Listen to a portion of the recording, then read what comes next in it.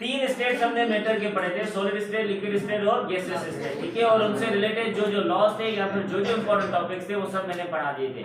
अब हमारे पास दो न्यू थियोरेटिकल टॉपिक्स होते हैं, एक को हम कहते हैं प्लाज्मा और दूसरे को हम कहते हैं बोस आइंस्टाइन कंडेंसेट, ठीक है। इधर देखें, इट मींस के इस कोर्स में हमारे पास दो एक्स्ट्रा जो है स्टेट्स ऑफ द मैटर हैं जो कि we are going to discuss.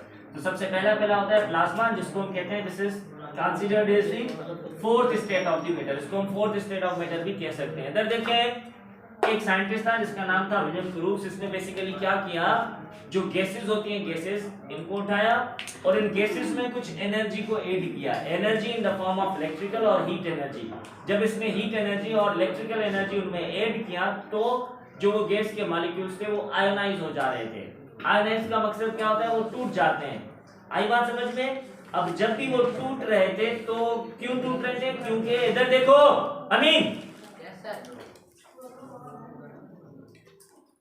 इधर देखें, ये हमारे पास कोई भी एक सिलेंडर है, सपोज कि हमारे गैस के मॉलिक्यूल्स हैं इसके अंदर।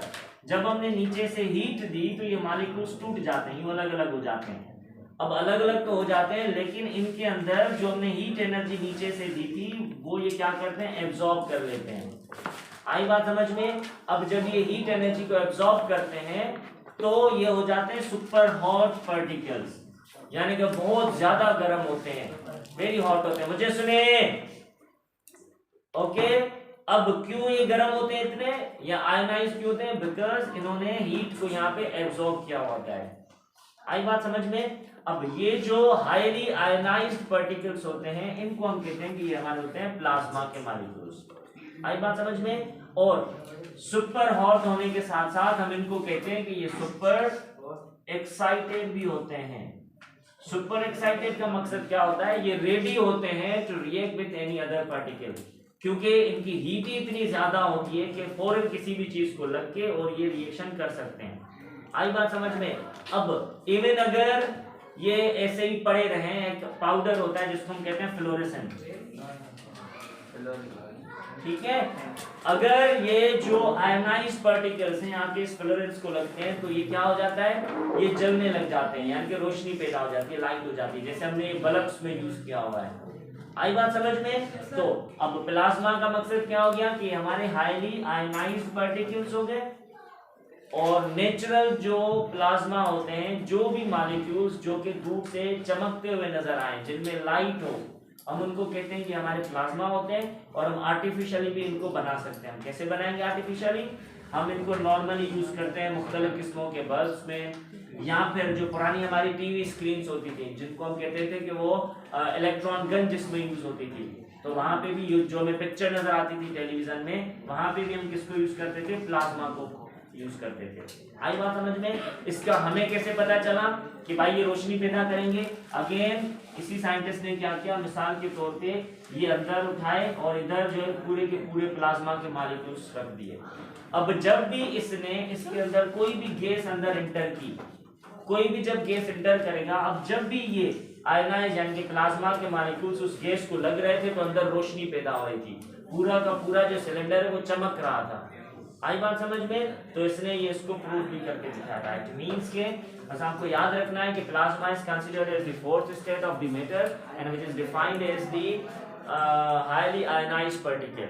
अब हाईली आयनाइज्ड का मकसद क्या होता है, इसमें हम बहुत ज्यादा सुपर सैचुरेटेड जो है वो हीट देते हैं तो ये सुपर हॉट हो जाते हैं। सुपर एक्साइटेड हम इसलिए कहते हैं because they are always ready to react with the other particles. फिर बिल्कुल इसके अपोजिट एक नई जो है ना प्लाज्मा मैटर का स्टेट जो है वो इंट्रोड्यूस करवाया। दो हमारे पास साइंटिस्ट थे, एक था बोज और दूसरा था आइंस्टाइन। इन दोनों का मिला हुआ कंबाइन जो है वो स्टेट था। कंबाइन स्टेट कैसे था, इन दोनों ने मिल के जो है इस स्टेट को यानी कि फिफ्थ स्टेट को किया था डिस्क्राइब, ठीक है। अब इधर देखें, एक टेम्परेचर होता है जिसको हम कहते हैं एब्सोल्यूट टेम्परेचर, सही है। एक हम कंसीडर कर रहे हैं, इधर देखें जो हमारा नॉर्मल टेम्परेचर है, अगर ये हो गया 100 डिग्री सेंटीग्रेड, जब हम नीचे जाते हैं ये वाला हो गया हमारा 0 डिग्री सेंटीग्रेड। अगर हम और नीचे जाएंगे तो क्या होगा, माइनस में होगा। सपोज ये हो गया -100 डिग्री सेंटीग्रेड। और नीचे जाएंगे तो ये क्या होगा, और ये नेगेटिव होता जाएगा, कितना नीचे जा सकता है, सपोज ये आ गया -273 डिग्री सेंटीग्रेड। आई बात समझ में। अब सुने, अगर हम 0 डिग्री सेंटीग्रेड पे होते हैं तो क्या होता है, जो मॉलिक्यूल्स होते हैं जैसे लिक्विड हो गया वो फ्रीज होना स्टार्ट हो जाते हैं। जो गैसेस होती हैं वो भी क्या होती हैं, जैसे टेम्परेचर डिक्रीज होता है वो गैसेस के मॉलिक्यूल्स एक दूसरे के करीब आना लगते हैं। आई बात समझ में, एक दूसरे के बिल्कुल करीब आ जाते हैं। अब कुछ गैसेस ऐसी होती हैं, मिसाल के तौर पे वो -100 पे एक दूसरे के करीब आ गई, कुछ -200 पे करीब आती हैं। और टेम्परेचर डिक्रीज करेंगे तो क्या होगा, अब गैस के मॉलिक्यूल्स एक दूसरे के जब करीब आते हैं तो वो पहले चेंज होते हैं वेपर्स में, सही है। वेपर्स के बाद वो किस में चेंज होंगे, वेपर्स के बाद वो सॉलिड में चेंज होना स्टार्ट हो जाते हैं, यानी कि बर्फ में वो चेंज होना स्टार्ट हो जाते हैं। आई बात समझ में। अब सुने, ये टेम्परेचर जो मैंने लिखा है ना -273 डिग्री सेंटीग्रेड, इसको हम कहते हैं कि हमारा होता है एब्सोल्यूट टेम्परेचर, ठीक है। एब्सोल्यूट टेम्परेचर का मकसद ये हो गया कि इस वैल्यू तक आज तक कोई भी गैस पहुंच ही नहीं पाई, जब यहाँ पे पहुंचती है तो वो फ्रीज हो जाती है, जो मॉलिक्यूल्स का मोशन है वो खत्म हो जाता है। आई बात समझ में, क्लियर है बात। इट मींस के this is the temperature where no any motion of any object और पार्टिकल एग्जिस्ट, वो सारे के सारे सीज हो जाते हैं, तभी हम इसको कहते हैं कि हमारा होता है एब्सोल्यूट टेम्परेचर।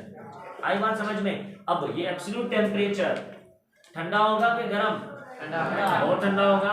तो इधर थे तो ये हो रहा था हाईली आयोनाइज, इधर होंगे तो ये होगा सुपर कोल्ड टेम्परेचर। अब सुपर कोल्ड टेम्परेचर बहुत ही लो टेम्परेचर के वैल्यूज होते हैं, इतने लो हो जाएंगे कि वो एब्सोल्यूट 0 तक पहुंच जाते हैं। इधर देखें, आई बात समझ में। अब जब हम यहाँ पे पहुंचेंगे, मिसाल के तौर पे अगर हम -270 पे पहुंचे, अब इस जगह पे जो हमें आइस के फ्लेक्स वगैरह मिलेंगे उसको हम कहते हैं कि हमारा होता है बोस-आइंस्टाइन कंडेंसेट।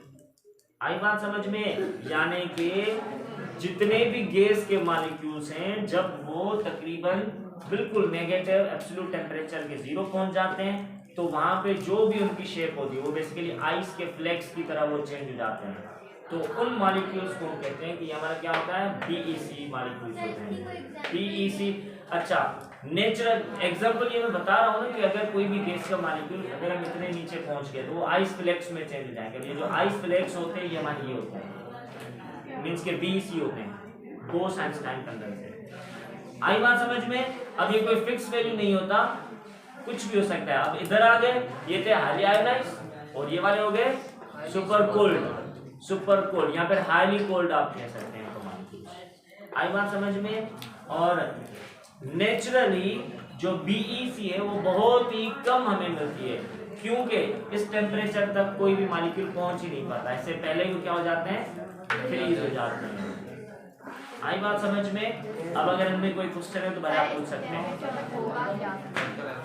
इस टेम्परेचर पे जो गैस है यहाँ पे लिक्विड से उनका मोशन फ्रीज हो जाता है, सॉलिड में चेंज हो जाता है। सो chapter number 5 is complete now.